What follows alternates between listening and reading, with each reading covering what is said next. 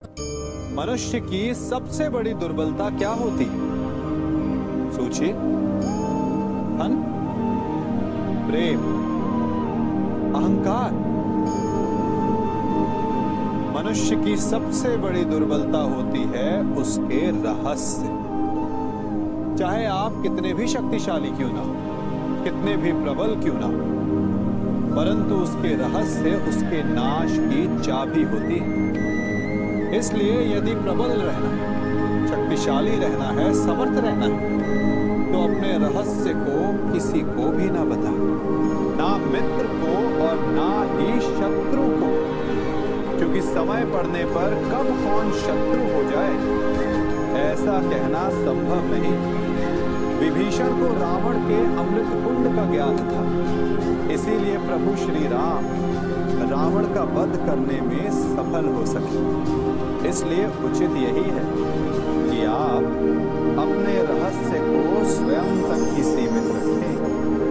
मनुष्य जीवन की परीक्षा में सफल होने के लिए क्या नहीं करता? वो परिश्रम करता है, दौड़ भाग करता है, और ये सब करने के पश्चात भी जब उसका काम नहीं बनता तो वो नकल करता है ना? तनिक लौटिए अपने बचपन में, स्मरण कीजिए अपने बचपन की स्मृतियों का। क्या स्मरण हुआ? विद्यालय में जब आप परीक्षा देने जाते थे तो क्या होता था?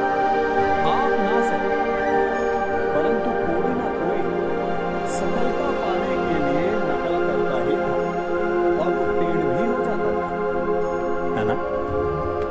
परंतु जीवन की परीक्षा ऐसी नहीं होती। नकल करने वाला सफल नहीं होता। कारण विद्यालय में सबके प्रश्न पत्र एक होते, परंतु जीवन के प्रश्न पत्र और उनकी कठिनाई सबके लिए भिन्न होती, तो निश्चित रूप से उनके उत्तर भी भिन्न होंगे।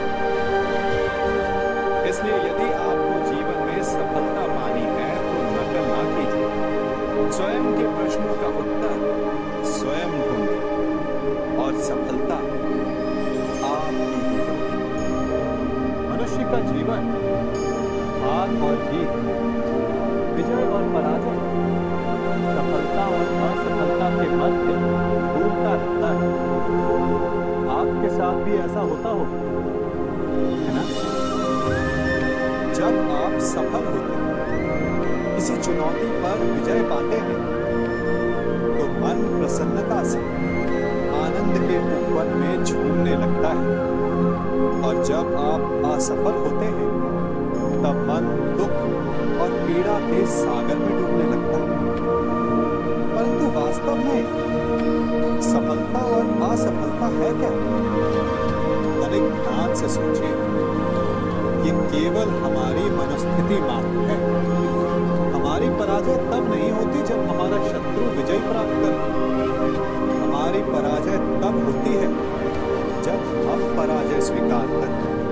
हम असफल तब नहीं होते जब हम लक्ष्य न पा सकें।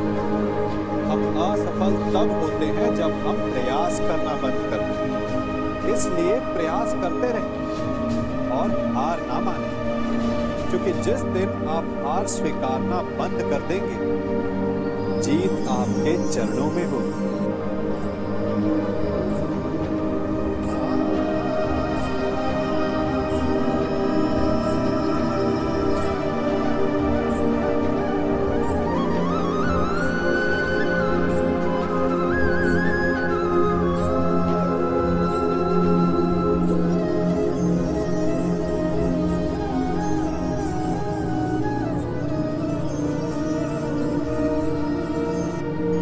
आप सबने बरगद के वृक्ष को तो देखा ही होगा।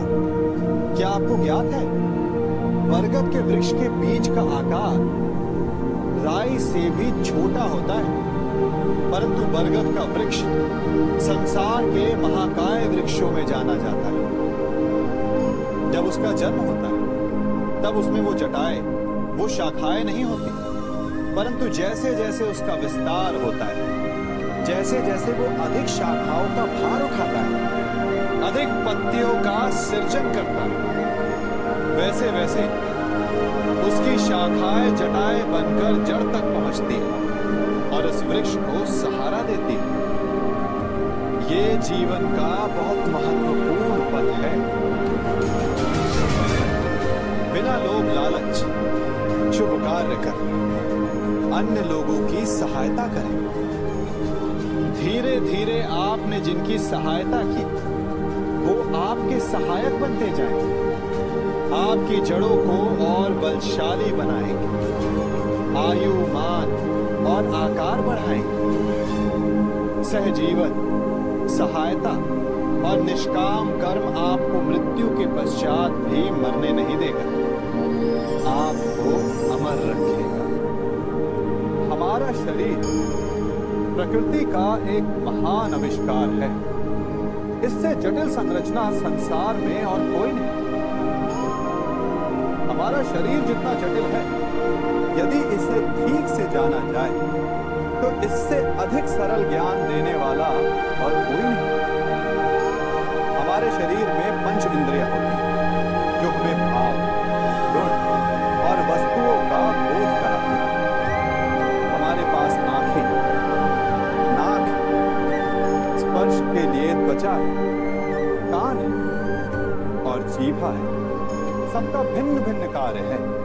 आंखों से देखना, कानों से सुनना, नथनों से श्वास लेना, त्वचा से स्पर्श करना और जीभा से स्वाद लेना। परंतु क्या आपने कभी सोचा कि प्रकृति ने हमें दो आंखें दी, दो नथने दी, दो कान दी, स्पर्श के लिए ये पूरा शरीर दी, परंतु जीभा केवल एक दी? ऐसा क्यों? क्योंकि प्रकृति चाहती है कि हम देखें अधिक, सुने अधिक और ज्ञान अधिक अर्जित करें। बोले कम, क्योंकि अधिक वाचाल नाश को निमंत्रण देता है। स्मरण रखिएगा।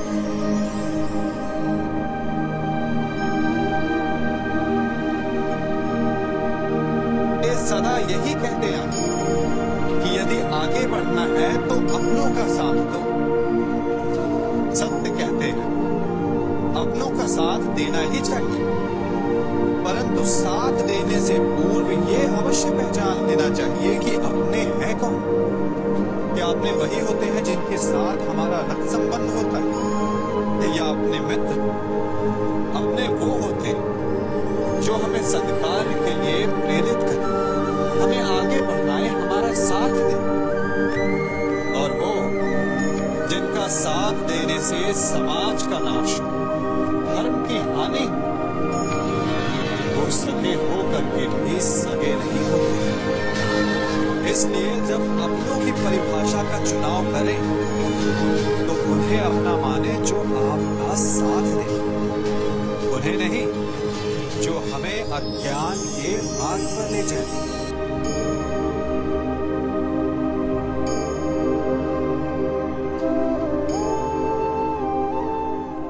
आप जिनसे प्रेम करते हैं सदा उनके समीप रहना चाहते हैं, नहीं चाहते कि कभी अपनों से दूर होना पड़े, बिछड़ना पड़े। परंतु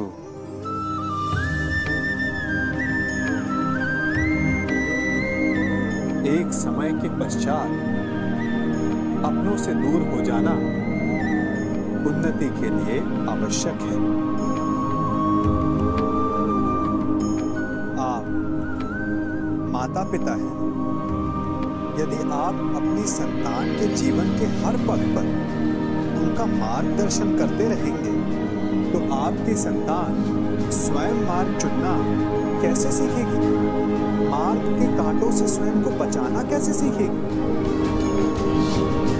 इसीलिए एक समय के पश्चात अपनों से बनाई गई दूरी सदा लाभदायक रहती है।